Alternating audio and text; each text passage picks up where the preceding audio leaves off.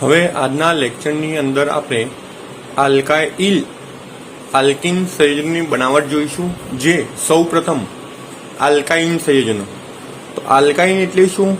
તો carbon carbon વચ્ચે ત્રિબંધ આવેલા હોય, એટલે કે ટ્રિપલ બંધ, જેને આપણે આલ્કાઇન તરીકે ઓળખીએ છીએ. હવે આ આલ્કાઇનની જે પ્રક્રિયા છે એ H2 ઉમેરવાની છે, માટે પીડી ઉદ્દીપક ઓબ્લિક સી. હવે અહીંયા સી એ ચારકોલ છે, પણ અહીંયા એને આપણે એક ચોક્કસ નામથી ઓળખીશું, લિંડલાર ઉદ્દીપક તરીકે ઓળખીએ છીએ. એટલે કે આ જે મિશ્રણ છે, એટલે કે પીડી વત્તા સી ને આપણે કહીશું ચારકોલ.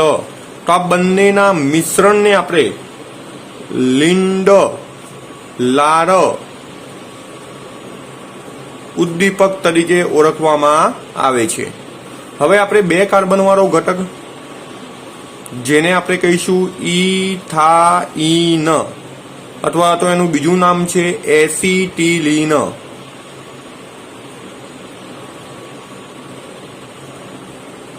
હવે આપણે એમાંથી આલ્કીન મેળવવો છે. આલ્કીન એટલે ડબલ બંધ, એનો મતલબ એક પાય બંધ મારે તોડવું પડશે. તો એક પાય બંધ તોડવાથી બંને બાજુ એક એક HH પરમાણુ જોડાશે, અને શું થશે?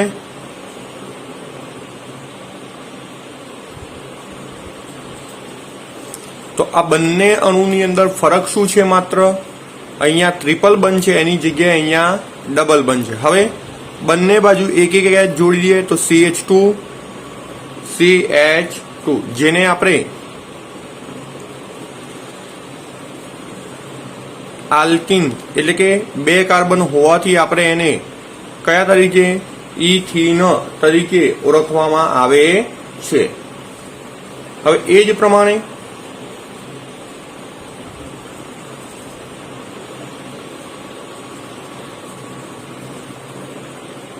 ત્રણ કાર્બન, જેને આપણે પ્રોપાઇન તરીકે ઓળખવામાં આવે છે. H2 સાથે પ્રક્રિયા થાય છે પીડી ઓબ્લિક સી, એટલે કે પ્લેડિનમ અને ચારકોલના મિશ્રણની હાજરીમાં. તો આપણે પહેલા શું કરીશું? તો CH3 C double bond CH.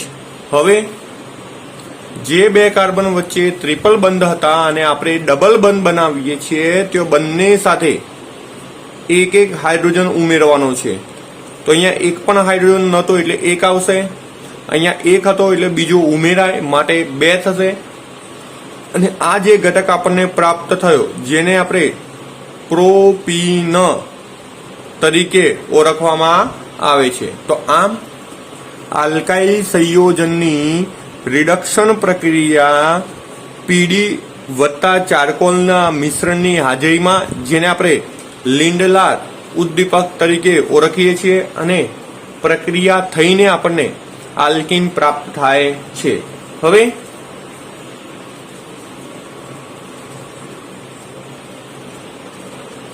બીજી પ્રક્રિયા, જેમાં આપણે આલ્કાઇલ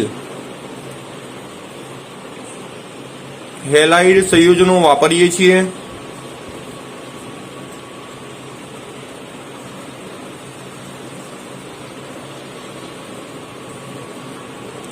હવે આલ્કાઇલ હેલાઇડ એટલે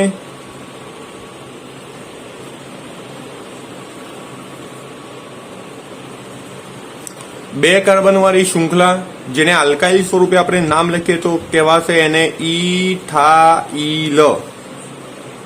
અને હેલાઇડ તરીકે કોણ છે? Cl. તો Cl ને આપણે શું કહીશું? ક્લોરાઇડ. તો આનું નામ થશે ઇથાઇલ ક્લોરાઇડ. અથવા જો આપણે એનું IUPAC નામ લખીએ તો Cl માટે પૂર્વક શું લાગશે? ક્લોરો. અને બે કાર્બન હોવાથી એને આપણે કહીશું ઇથેન. તો ક્લોરો ઇથેન પણ આપણે એને કહીશું. હવે અહીંયા જે પ્રક્રિયા જે છે એક ખાસ ધ્યાન રાખવાનું છે, પોટાશ એલમ KOH જેને આપણે પોટાશ તરીકે ઓળખીએ છીએ, અને આ જે વપરાય છે એ સંયોજન આલ્કોહોલિક હોય છે. આલ્કોહોલિકનો મતલબ કે KOH નું જે દ્રાવણ બનાવવામાં આવે છે એ આલ્કોહોલની અંદર મિશ્ર કરીને બનાવવામાં આવે છે. અને આ પ્રક્રિયા દરમિયાન અહીંયાથી એટલે કે આ જે કાર્બન છે એટલે પ્રથમ કાર્બન પરથી Cl દૂર થાય છે, અને આ બીજો કાર્બન કે જેને આપણે બીટા તરીકે ઓળખીએ છીએ, અને પ્રથમ કાર્બન કે જેની સાથે હેલોજન જોડાયો છે જેને આપણે આલ્ફા કાર્બન, અને એના પાડોશી કાર્બનને બીટા કહીએ છીએ, અને એના પરથી એક H દૂર થાય એટલે શું વધશે? CH2.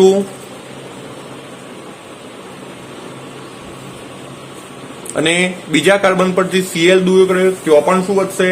CH2. હવે અહીંયા સંયોજકતાની વાત કરીએ તો બે હાઇડ્રોજન છે, એનો મતલબ બે બંધ બનેલા છે, અને વચ્ચે શું આવશે? તો ડબલ બંધ. હવે દૂર શું થયું? તો અહીંયાથી એક H, અહીંયાથી એક Cl, એનો મતલબ HCl દૂર થયો, અને અહીંયા આપણે બેઝ તરીકે શું વાપરીએ છીએ? KOH અને HCl.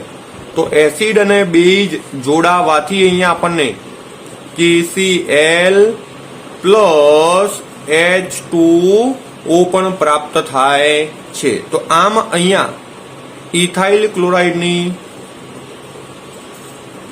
આલ્કોહોલિક KOH અથવા તો ઇથેનોલિક KOH સાથે પ્રક્રિયા કરવાથી આપણને ઇથિન એટલે કે આલ્કિન પ્રાપ્ત થાય છે. હવે આ પ્રક્રિયામાં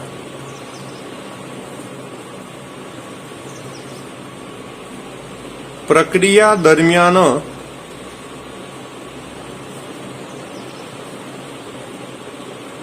HCl દૂર કરીએ છીએ. હવે આ HCl દૂર થતો હોવાના લીધે આ પ્રક્રિયા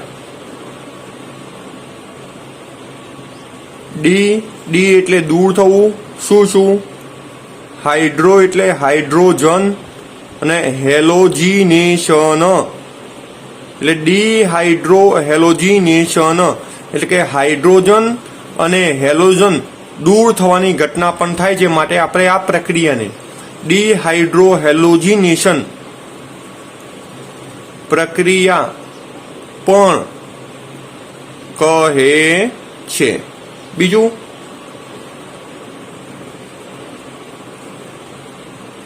આલ્ફા કાર્બન પરથી હેલોજન એટલે કે X દૂર થાય છે, અને બીટા કાર્બન પરથી, હવે બીટા કાર્બન એટલે જે કાર્બન સાથે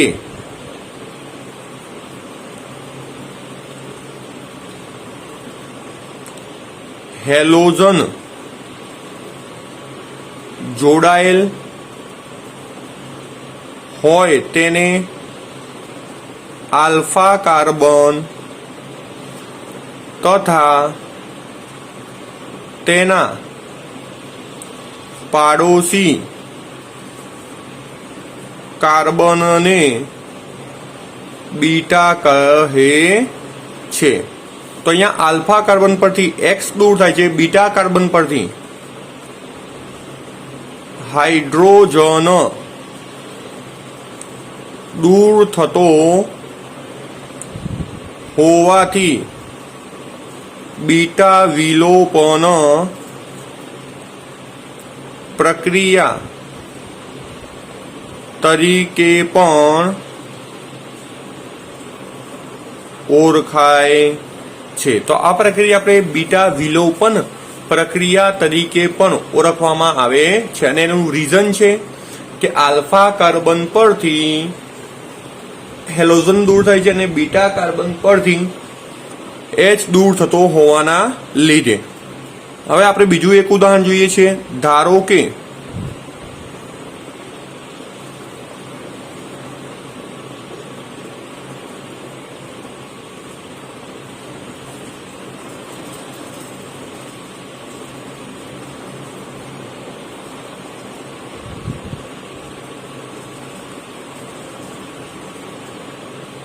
અહીંયા આલ્કોહોલિકની જગ્યાએ ઇથેનોલિક આપે તો ઇથેનોલ પણ એક પ્રકારનો આલ્કોહોલ જ છે. હવે અહીંયા આપણો જે ઘટક છે એનું નામ શું થાય તો 2 ક્લોરો 3 કાર્બનની શૃંખલા જેને આપણે પ્રોપેન કહીએ છીએ. તો માટે એનું આઈયુપીએસી નામ થાય 2 ક્લોરો પ્રોપેન. અથવા તો આ જે શૃંખલા છે એને આપણે પ્રોપાઇલ અને આને હેલાઇડ, પરંતુ બીજા કાર્બન પર જોડાયેલો હોવાથી આપણે એને આઈસો પ્રોપાઇલ હેલાઇડ તરીકે પણ ઓળખી શકીએ છીએ. હવે પ્રક્રિયામાં અહીંયાથી Cl અહીંયાથી K એટલે કે KCl હેલોજન દૂર થયો. હવે આ જે કાર્બન છે એને આપણે આલ્ફા કાર્બન કહીએ છીએ કારણ કે હેલોજન એની સાથે જોડાયું. હવે પાડોશી કાર્બન તો આ પણ એનો પાડોશી કાર્બન છે માટે એને પણ આપણે બીટા કહીશું. આ પણ એનો પાડોશી કાર્બન છે તો એને પણ આપણે બીટા કહીશું અને એના પરથી હાઇડ્રોજન દૂર કરી શકાય. તો અહીંયાથી પણ તમે હાઇડ્રોજન દૂર કરી શકશો, અહીંયાથી પણ હાઇડ્રોજન દૂર કરી શકાય. તો હાઇડ્રોજન દૂર OH is equal to H2O દૂર થાય છે. હવે વધ્યું શું? આ CH3 માંથી મેં કોઈ વસ્તુ દૂર કરી નથી તો CH3 CH single bond CH2. કેમ ભાઈ CH2 અહીંયા? તો 3 હાઇડ્રોજનમાંથી એક હાઇડ્રોજન મેં દૂર કર્યો છે માટે CH2. હવે અહીંયા શું આવી જશે? Double bond. તો આને આપણે કહીશું પ્રોપીન. તો અહીંયા આપણે આલ્કિન સંયોજનની બનાવટ 2 સંયોજનની અંદરથી કરી. હવે આ પ્રક્રિયા માટે હેલોજનનો પ્રબળતાનો ક્રમ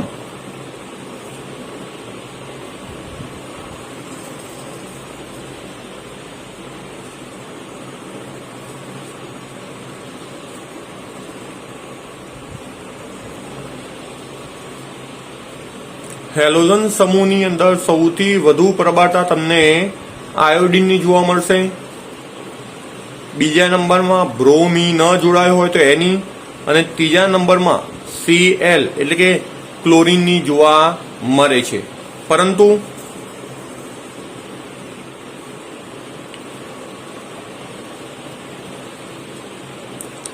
આલ્કાઇલ સમૂહના પ્રબળતાનો ક્રમ તો એમાં સૌથી ઝડપી પ્રક્રિયા કોણ આપે છે? તૃતીયક. બીજા નંબરમાં દ્વિતીયક અને પ્રથમ છેલ્લે લાસ્ટમાં પ્રાથમિક. તો આમ અહીંયા એનો પ્રબળતાનો ક્રમ આપણને આલ્કાઇલ સમૂહના જોડાયેલી શૃંખલાને આધારે આપણને આ પ્રકારનો ક્રમ જોવા મળે છે. હવે આપણે આગળ એની 2 બનાવટ વિશેની વાત કરવાની છે. હવે આપણે ત્રીજા પ્રકારની બનાવટ જોઈએ છે જેમાં આપણે વિઝેનલ ડાયહેલાઇડ સંયોજન વાપરવાનો છે. હવે ડાયહેલાઇડ એનો મતલબ કે 2 હેલાઇડ સમૂહ અને વિઝિનલ એનો મતલબ બંને જુદા જુદા કાર્બન ઉપર આવેલા હોવા જોઈએ. અહીંયા ઉદાહરણ આપણે લખીએ છીએ CH2 જેના પર એક Br એટલે કે એક હેલોજન જોડાયેલો છે, બીજો CH2 કે જેની ઉપર પણ એક Br જોડાયેલો છે. તો આમ 2 હેલાઇડ હોવાથી એને ડાયહેલાઇડ કહીશું. વિઝિનલનો મતલબ કે 2 નજીકના કાર્બન ઉપર Br જોડાયેલા હોય તો આપણે એને વિસિનલ ડાયહેલાઇડ તરીકે ઓળખીએ છીએ અને આનું નામ થશે 1,2 એટલે કે બંને કાર્બન પર છે એટલે 1,2. Br ને આપણે બ્રોમો કહીએ છીએ પરંતુ 2 હોવાથી ડાય લખીશું, ડાય બ્રોમો. અને 2 કાર્બનની શૃંખલા જેને આપણે ઇથેન તરીકે ઓળખીએ છીએ. હવે આ જે સંયોજન છે જેને આપણે ઝીંક ધાતુ સાથે ગરમ કરવામાં આવે છે અને આ બંને Br પરમાણુ Zn સાથે જોડાઈને Zn Br2 સ્વરૂપે દૂર થાય છે। તો વધે છે શું અહીંયા CH2 હવે અહીંયા સંયોજકતા પૂરી કરવા માટે વચ્ચે શું આવશે ડબલ બંધ, જેને આપણે ઇથીન તરીકે ઓળખીએ છીએ। અહીંયા હેલોજન ઘટક દૂર થતો હોવાથી આ પ્રક્રિયાને બીજા ડી હેલોજિનેશન પ્રક્રિયા તરીકે પણ ઓળખવામાં આવે છે। હવે ત્યારબાદ CH3 CH Br CH2 Br જેને આપણે કહીશું 1,2 ડાયબ્રોમો 3 કાર્બનની શૃંખલા જેને આપણે પ્રોપેન તરીકે ઓળખવામાં આવે છે, જેને ઝીંક ધાતુ સાથે પ્રક્રિયા થવાના લીધે CH3 CH અને જે 2 કાર્બન પરથી Br દૂર થાય તો ડબલ બંધ આવે અને શું બની જાય CH3 CH double bond CH2 plus Zn Br2 દૂર થાય છે। તો આ પ્રક્રિયાના દ્વારે જે આપણને ઘટક મળ્યો આલ્કીન, જેને આપણે પ્રોપીન તરીકે ઓળખવામાં આવે છે। તો અહીંયા શબ્દોમાં પણ તમે લખી શકો છો કે ભાઈ ડાયહેલાઇડ સંયોજનો કે જેમાં બંને હેલોજન પરમાણુ જુદા જુદા કાર્બન પર જોડાયેલા હોય માટે આપણે એને વિઝિનલ ડાયહેલાઇડ તરીકે ઓળખીએ છીએ, જેની ડીહેલોજિનેશન પ્રક્રિયા થવાથી એટલે કે હેલોજન ઘટક દૂર થાય છે ઝીંક ધાતુ સાથે જોડાઈને અને આપણને આલ્કીન સંયોજનો પ્રાપ્ત થાય છે। હવે એ જ પ્રમાણે આગળની એની બનાવટ છે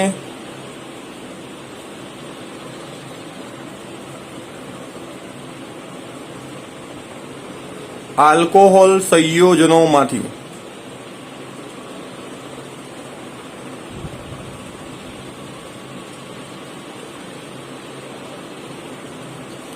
હવે આલ્કોહોલ સંયોજનો એટલે કે જેમની અંદર OH સમૂહ આવેલો હોય છે। હવે આપણે આલ્કોહોલ સંયોજનોમાંથી એસિડ નિર્જરીકરણ એટલે કે પાણીના અણુઓ દૂર થવા, આ પ્રક્રિયા દ્વારા આપણે આલ્કીન સંયોજનની બનાવટ કરીએ છીએ। હવે આ પણ બીટા વિલોપન તરીકે આ પ્રક્રિયા ઓળખી શકાય છે। આ છે આપણું આલ્કોહોલ સંયોજન, 2 કાર્બન અને OH માટે આપણે ઓલ પ્રત્યય લગાડીએ છીએ તો ઇથેન અને ઓલ પ્રત્યય લાગે તો ઇથેનોલ તરીકે આપણે એને ઓળખીએ છીએ। હવે એસિડિક નિર્જરીકરણ હોય ત્યારે અહીંયા સાંદ્ર H2SO4 વાપરવામાં આવે છે અને ઊંચા તાપમાને એને ગરમ કરવામાં આવે છે। તો અહીંયા જે આલ્ફા કાર્બન છે એના પરથી OH દૂર થશે અને આ જે બીટા કાર્બન છે એના પરથી H પરમાણુ દૂર થઈ પ્લસ H2O દૂર થાય છે। ચલો અહીંયા CH3 છે એમાંથી એક H જતો રહ્યો માટે વધશે શું CH2 અને અહીંયા સંયોજકતા પૂરી કરવા માટે ત્યાં આવી જશે ડબલ બંધ અને વધ્યું શું હવે CH2 જેને આપણે ઇથીન તરીકે ઓળખવામાં આવે છે। તો આમ આલ્કોહોલ સંયોજનની એસિડિક નિર્જરીકરણ પ્રક્રિયા દ્વારા આપણે આલ્કીન એટલે કે ઇથિન મેળવી શકાય છે.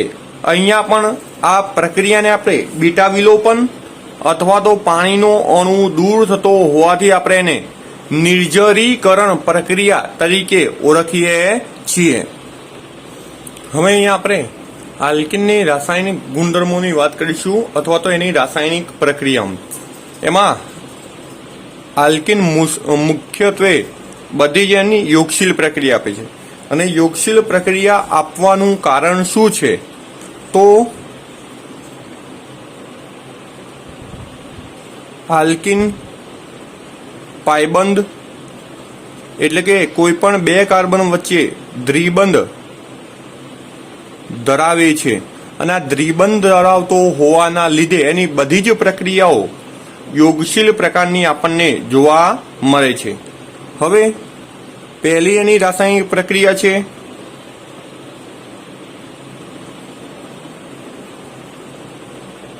ડાયહાઇડ્રોજનનું ઉમેરણ અથવા તો ડાયહાઇડ્રોજન સાથેની પ્રક્રિયા. તો આપણે જોઈ શકીએ છીએ કે આલ્કીન તરીકે આપણે બે કાર્બન વાળું સંયોજન લઈએ છીએ જેની H2 સાથે જુદા જુદા ઉદ્દીપકો જેવા કે પીટી, પીડી અથવા નિકલ સાથે ગરમ કરવામાં આવે ત્યારે એના પાયબંધ તૂટે છે અને જે બે કાર્બન વચ્ચે પાયબંધ આવેલો હોય એ બંને કાર્બન સાથે એક એક હાઇડ્રોજન જોડાય. તો CH2 ની જગ્યાએ CH3, બીજો પણ CH2 હોવાથી ત્યાં CH3 જોવા મળે છે. તો આમ પાયબંધ તૂટે છે અને માટે આ પ્રક્રિયાને આપણે યોગશીલ પ્રક્રિયા તરીકે ઓળખીએ છીએ. હવે બીજું છે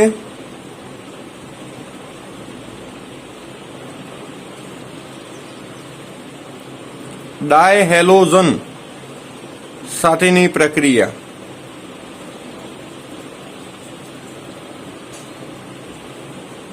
તો આપણો ઘટક ચોક્કસ CH2 ડબલ બોન્ડ CH2 એટલે કે આલ્કીન સંયોજનમાંથી તમે કોઈ પણ લઈ શકો છો.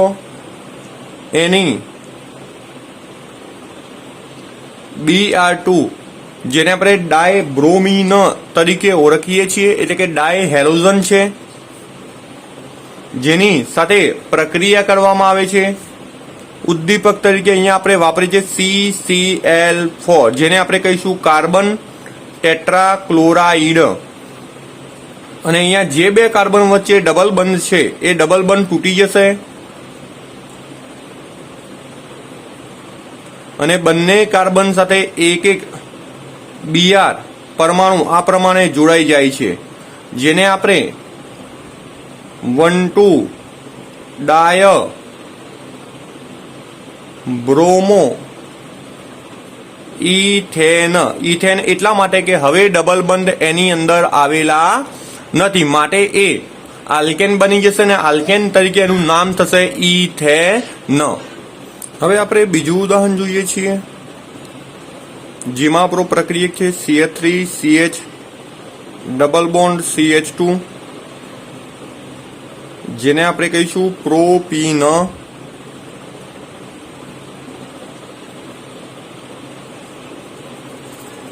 Br2 સાથે પ્રક્રિયા CCl4 ની હાજરીમાં જે બે કાર્બન વચ્ચે ડબલ બંધ છે એટલે કે આ બે કાર્બન વચ્ચે તો તેઓ બંને કાર્બન સાથે એક એક Br પરમાણુ જોડાશે. તમે Br નીચે બંધ બનાવીને લખો તો પણ ચાલશે અને કદાચ CH ની બાજુમાં આ રીતે લખ્યું હોય તો પણ ચાલશે. CH2 અહીંયા પણ Br તો અહીંયા નામ થશે 1,2 ડાય બ્રોમો પ્રોપેન. તો અહીંયા આપણે આલ્કીન સંયોજનની બે રાસાયણિક પ્રક્રિયાઓની વાત કરી. હવે આગળ એની પ્રક્રિયા છે એસિડ એટલે કે H2SO4 સાથેની પ્રક્રિયા. બીજી છે એની ઓક્સિડેશન પ્રક્રિયા, તો એવી પ્રક્રિયાઓ વિશેની પણ આપણે વાત કરીએ છીએ. હવે આપણે આલ્કીનની સલ્ફ્યુરિક એસિડ સાથેની પ્રક્રિયા કરીએ છીએ. હવે યોગશીલ પ્રક્રિયામાં H2SO4 ના બે ભાગ પડે, H+ અલગ અને બીજો HSO4-. અહીંયા બંને કાર્બન સરખા છે, જેને આપણે સમમિતીય એટલે કે સમાન બંધારણ ધરાવતા કાર્બન એવું કહીએ છીએ. હવે એક H પરમાણુ આ કાર્બન સાથે જોડાય તો ત્યાં થઈ જશે CH3 અને બીજો કાર્બન M નો M, અને અહીંયાથી એક H પરમાણુ ગયો તો વધે શું? HSO4. તો આટલું સંયોજન એની સાથે જોડાય અને આ પ્રકારે આપણને ઇથાઇલ હાઇડ્રોજન સલ્ફેટ, આને આપણે ઇથાઇલ હાઇડ્રોજન સલ્ફેટ તરીકે ઓળખીએ છીએ. હવે એ જ પ્રમાણે આપણે 3 કાર્બન ધરાવતા આલ્કીન સાથે પ્રક્રિયા કરીએ છીએ, પરંતુ અહીંયા તમે જોઈ શકો છો આને આપણે સમમિતીય આલ્કીન કહીશું નહીં, કારણ કે ડબલ બંધની બંને બાજુ આવેલા કાર્બન તમે જોઈ શકો છો કે અલગ અલગ પ્રકારના છે, માટે આપણે આને સમમિતીય આલ્કીન નહીં પરંતુ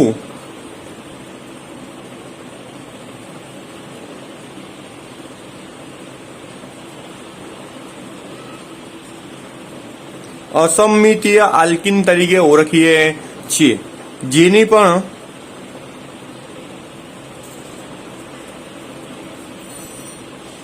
H2SO4 સાથે પ્રક્રિયા થઈ અને પ્રક્રિયામાં કોઈ ચેન્જિંગ નથી, પરંતુ ફરક એટલો છે અહીંયા બે જે કાર્બન છે જેની પાસે વધુ હાઇડ્રોજન હોય એની સાથે HSO4 જોડાય છે, એટલે કે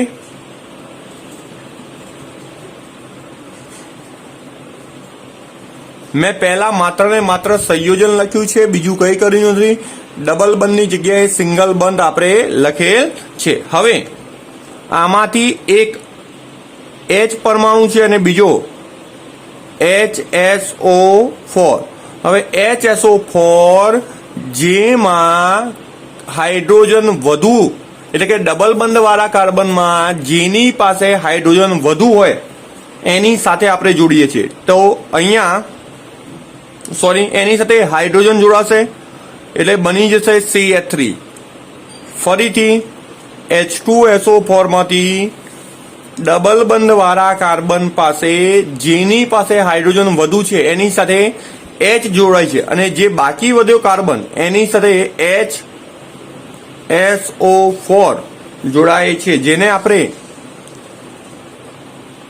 પ્રોપાઇલ હાઇડ્રોજન સલ્ફેટ તરીકે ઓળખવામાં આવે છે. તો આ પ્રકારે આપણે સલ્ફ્યુરિક એસિડ સાથેની એની રાસાયણિક પ્રક્રિયાની વાત કરી. હવે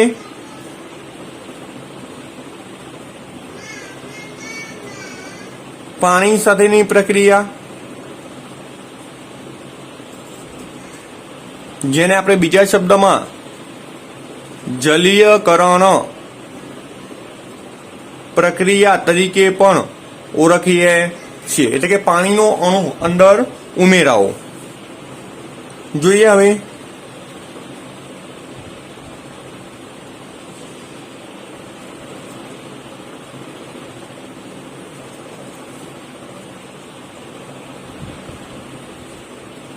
અહીંયા H+ લખ્યું છે, એનો મતલબ એસિડિક માધ્યમમાં, અથવા તો આપણે મંદ H2SO4 પણ લખી શકીએ છીએ. હવે બંને કાર્બન સમાન હોવાથી પહેલું કામ આપણે શું કરીશું તો CH2 ડબલ બોન્ડની જગ્યાએ સિંગલ બોન્ડ CH2. હવે H2O ના બે ભાગ પડે છે, H+ OH-. તો હું પહેલા કાર્બન સાથે H જોડીશ એટલે CH3 અને બીજા કાર્બન સાથે OH, તો આમ આપણને આલ્કોહોલ પ્રાપ્ત થયો. જેને આપણે ઇથેનોલ તરીકે ઓળખવામાં આવે છે. હવે બીજું ઉદાહરણ જોઈએ છે આપણે. CH3CH ડબલ બોન્ડ CH2, જેને આપણે પ્રોપીન કહીએ છીએ, જેની પાણી એટલે કે H2O સાથે પ્રક્રિયા મંદ H2SO4 ની હાજરીમાં, અને જે કાર્બન વચ્ચે ડબલ બંધ છે, પહેલા તો ડબલ બંધ આપણે તોડી દઈશું.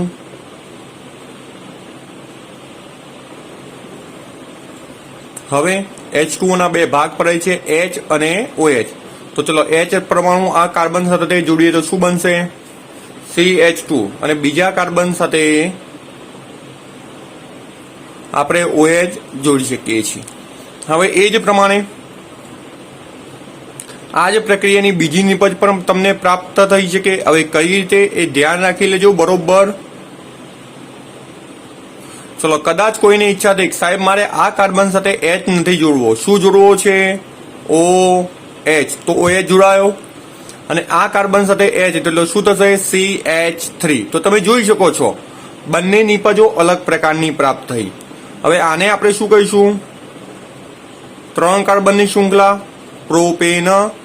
પહેલા કાર્બન પર OH તો પ્રોપેન 1-ઓલ.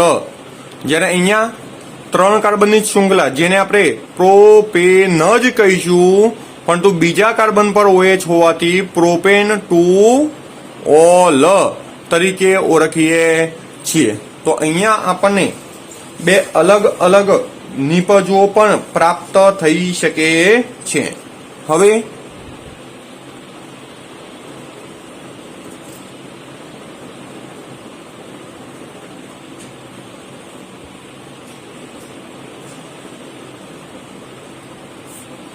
આલ્કિનના ઓક્સિડેશનની આપણે વાત કરીએ છીએ. તો અહીંયા ઓક્સિડેશન પ્રક્રિયાની અંદર ઓક્સિડેશન કરતા પદાર્થ વપરાય છે.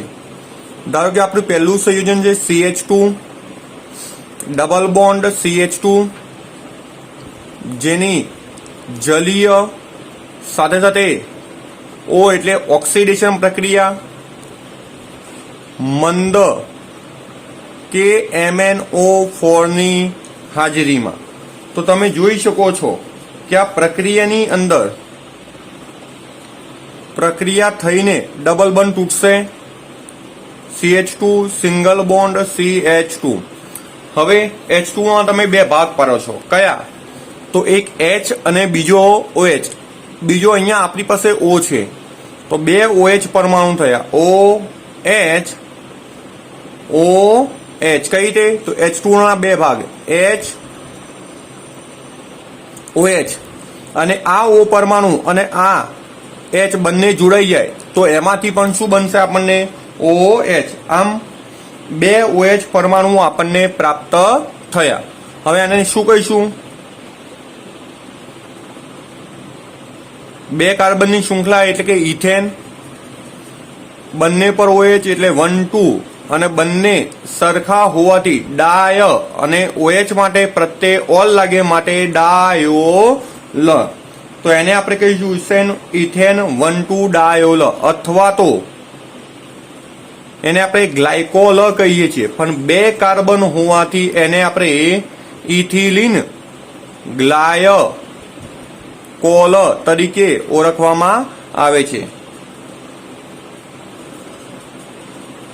હવે એ પ્રમાણે 3 કાર્બનની આપણે પ્રક્રિયા જોઈએ.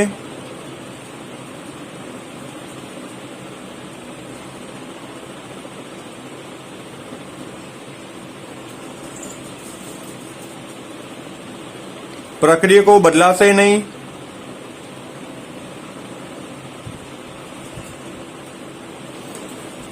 તો પ્રક્રિયા થઈ શું થાય?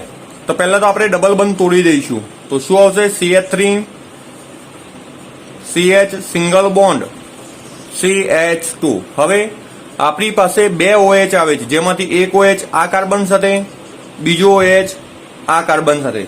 અને આ પ્રમાણે આપણને પ્રાપ્ત થશે પ્રોપેન 1,2 ડાયોલ, જેને આપણે પ્રોપિલિન ગ્લાયોક્ઝલ તરીકે પણ ઓળખવામાં આવે છે, અથવા સોરી પ્રોપિલિન ગ્લાયકોલ તરીકે પણ આપણે એને ઓળખીએ છીએ. હવે આલ્કીનની બીજા પ્રકારની ઓક્સિડેશન પ્રક્રિયા જેમાં તમે જોઈ શકશો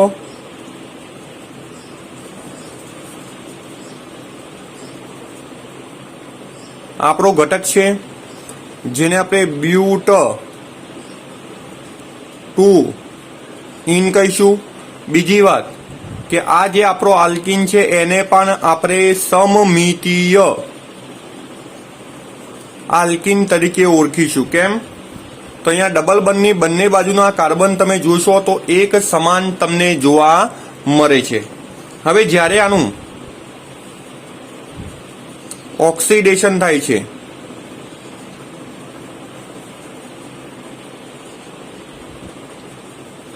કે MnO4 ઓક્સિડેશન કરતા તો ખરો, પરંતુ H+ એટલે કે એસિડિક માધ્યમમાં પ્રક્રિયા થઈ અને એનું ઓક્સિડેશન થઈને CH3COOH પ્રાપ્ત થાય છે. તમને થાય કે O2 ક્યાંથી આવ્યો? તો અહીંયા જે ઘટક છે એ ઓક્સિડેશન કરતા છે અને એટલા માટે અહીંયા આપણે O આ પ્રમાણે દર્શાવીએ છીએ અને જેટલા O ની જરૂર પડે એટલા O એની અંદર ઉમેરાય છે. ટોટલ 4 O વપરાય છે. કઈ રીતે? તો બંને બાજુના કાર્બન સમાન હોવાથી આ 2 ભાગ પડે છે. તો એક આ 2 કાર્બનમાંથી CH3COOH બન્યો, બીજામાંથી CH3COOH, એટલે ટોટલ 2 મોલ CH3COOH બને છે, જેને આપણે ઇથેનોઇક એસિડ તરીકે ઓળખવામાં આવે છે. હવે ત્યારબાદ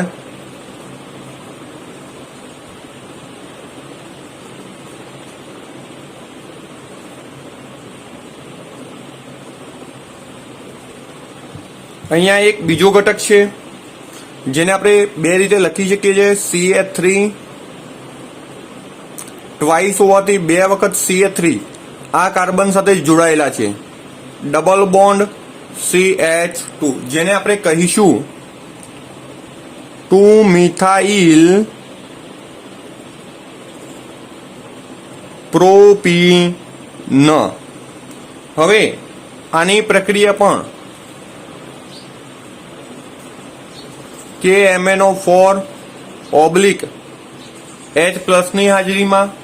તો અહીંયા પણ પ્રક્રિયા તો થાય છે પણ થોડી અલગ પ્રકારની થાય છે. એમાં શું થાય છે? તો આ જે ડબલ બંધ વાળો ઘટક છે CH2 આખો ત્યાંથી દૂર થઈ જાય છે. તો આપણી પાસે વધે છે CH3C અને અહીંયા જે ઉપર CH3 દર્શાવ્યો છે એ બાજુમાં આવી જાય CH3, ડબલ બોન્ડ M ના M, અને અહીંયા ઉમેરાઈ જાય છે એક ઓક્સિજન જેને આપણે કીટોન કહીએ છીએ, જેનું નામ છે પ્રોપેનોન, વત્તા એક કાર્બન કે જે CO2 સ્વરૂપે દૂર થાય છે અને જે હાઇડ્રોજન છે એ H2O સ્વરૂપે દૂર થઈ અને આપણને અહીંયા ઓક્સિડાઇઝિંગ નિપજ પ્રાપ્ત થાય છે. તો આમ અહીંયા આપણે આલ્કીનની રાસાયણિક પ્રક્રિયાઓની વાત કરી. હવે નેક્સ્ટ લેક્ચરની અંદર આપણે એની ઓઝોનોલાઇસિસ પ્રક્રિયા, પોલિમરાઇઝેશન પ્રક્રિયા અને હેલોજન એસિડ સાથેની પ્રક્રિયાઓ વિશેની વાત કરીશું.